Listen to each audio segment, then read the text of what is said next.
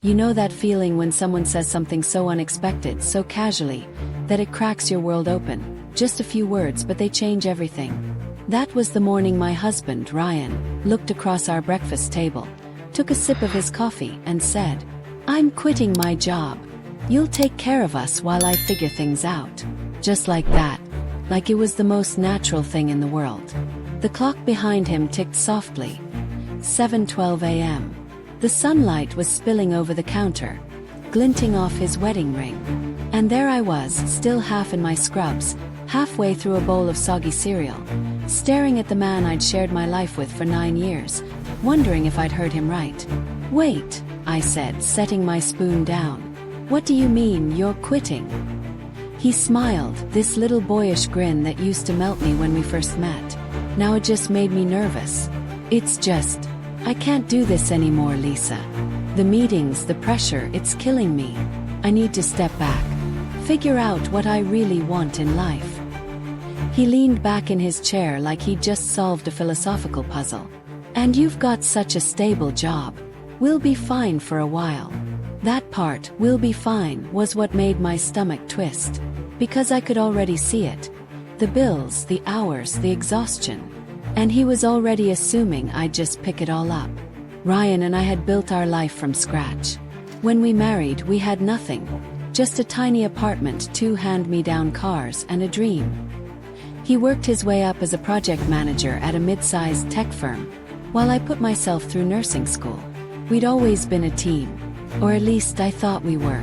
The first few days after his big decision, I tried to be supportive. I really did. He promised he just needed a couple of months to reset. Said he'd read more, exercise, maybe take a course. He even talked about starting something creative. I wanted to believe him. I told myself this is temporary. But weeks turned into months. And finding his purpose turned into sleeping until noon and spending hours gaming or scrolling through YouTube motivational videos about manifesting success. He'd cook occasionally, do a few chores, but mostly, he just drifted. Meanwhile, I was working 12-hour shifts, double weekends, coming home to dirty dishes and a husband who acted like he was on sabbatical. The first real fight came one night in late March. I'd just come home from a brutal night shift, my 3rd in a row. I opened the fridge to find it empty except for takeout boxes. "Did you at least get groceries today?" I asked, too tired to hide the edge in my voice. Ryan looked up from the couch, controller in hand. "I was going to, but I had this webinar thing about mindset and productivity." I stared at him. "A webinar?" He sighed, pausing his game. "Lisa, you don't get it. I'm trying to figure out what's next for me.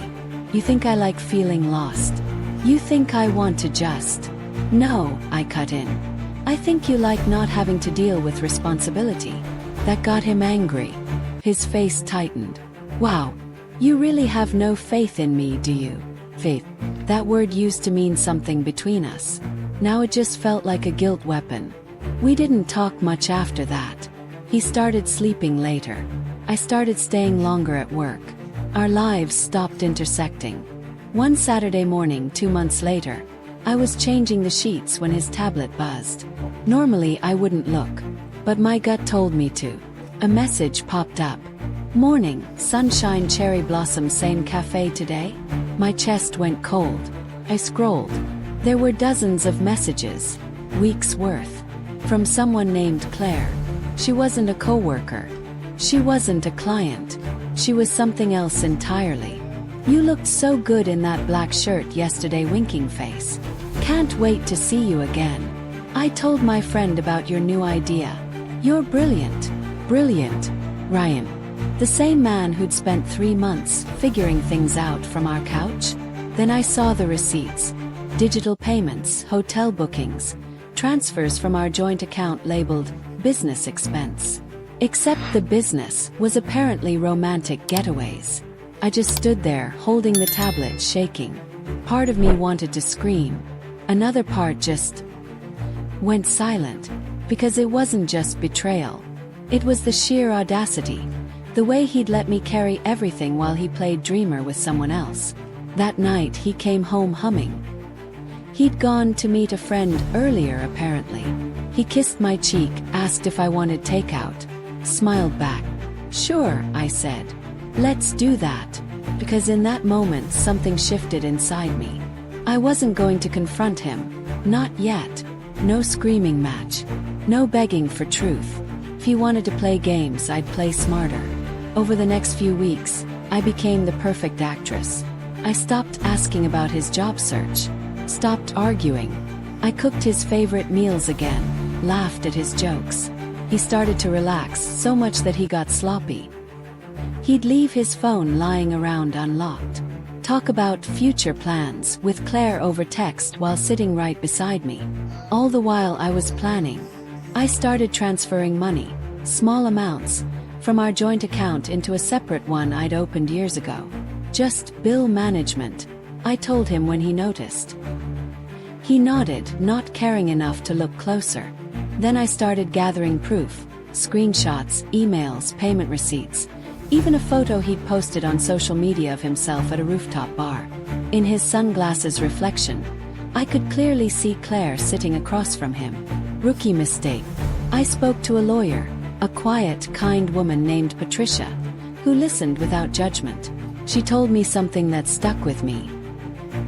He's already left the marriage emotionally. You're just deciding when to make it official. So I waited. Documented. Meanwhile, Ryan continued his purpose journey, fully funded by me.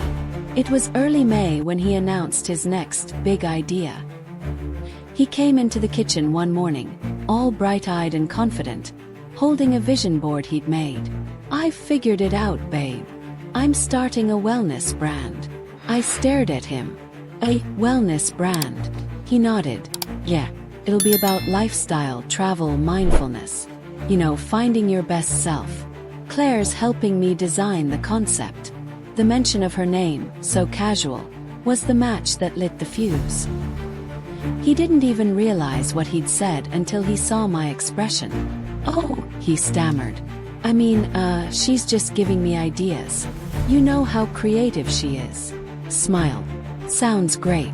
You should go for it." That night, I quietly packed my essentials, a suitcase, my documents, my jewelry, and drove to my sister's house across town. No fight, no warning, just silence. When Ryan came home that evening, the house was empty. On the kitchen counter sat an envelope with my wedding ring inside, and a stack of papers, divorce filings, bank statements, and every printed receipt of his affair. A note sat on top in my handwriting. "You wanted to figure things out. Now you can, on your own." I turned my phone off for 3 days. When I finally powered it back on, there were 47 missed calls, 23 messages, and one long email titled, "Please let's talk." I didn't reply. Through mutual friends, I learned he'd tried to play the victim, telling people he'd been blindsided. But when they saw the screenshots, the story fell apart fast. His wellness brand never got off the ground. Apparently, Claire left him after 2 months, once his bank account dried up. He tried applying for jobs again, but word travels. His old company didn't want him back. The new one saw a resume full of personal sabbatical and creative exploration. No one took him seriously. Last I heard, he was renting a room from a friend, working gig jobs. Still figuring things out. I stayed with my sister for a while. The first few weeks were hard. I'd wake up and half expect to hear him snoring beside me, or humming in the kitchen. But the silence became my peace. I started journaling again, took yoga classes, went on walks at sunrise. Just me and the sound of the world waking up. One morning I stopped by my old house. The realtor had just finalized the transfer papers. I stood outside, looking at the place where I'd laughed, cried, built a life and lost myself. Then I smiled, because I realized it wasn't a place of loss anymore. It was proof that I could survive. I painted the walls, changed the furniture, hung my nursing degree on the wall again. That house, once filled with his excuses, was now filled with my peace. People often ask, "How did you not explode? How could you stay calm after all that?" Here's the truth. I realized revenge doesn't always have to be loud. Sometimes it's quiet. It's leaving them alone with the mess they created while you rebuild in peace. Ryan thought he could rely on me forever. That I'd always be the safety net, the caretaker, the one who'd make things okay while he figured himself out. But what he never realized was, I was figuring myself out too. And what I discovered was a woman who no longer needed to carry someone else's dreams. A few months later, I ran into him at the grocery store. He looked different. Thinner, tired, like someone who hadn't slept properly in weeks. He gave me a weak smile. "Hey, Lisa." He nodded. "Hey." He hesitated, glancing at my basket filled with fresh vegetables and flowers. "You look good," he said softly.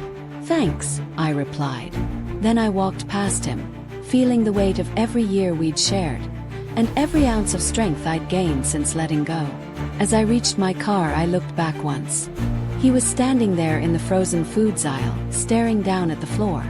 And for the first time in years, I didn't feel anger. Felt peace. 'Cause he was still figuring things out.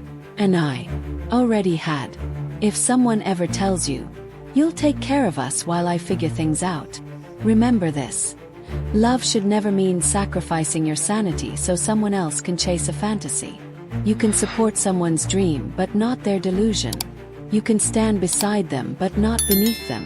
Because the moment they start confusing your love with their safety net, that's the moment you quietly start building your exit.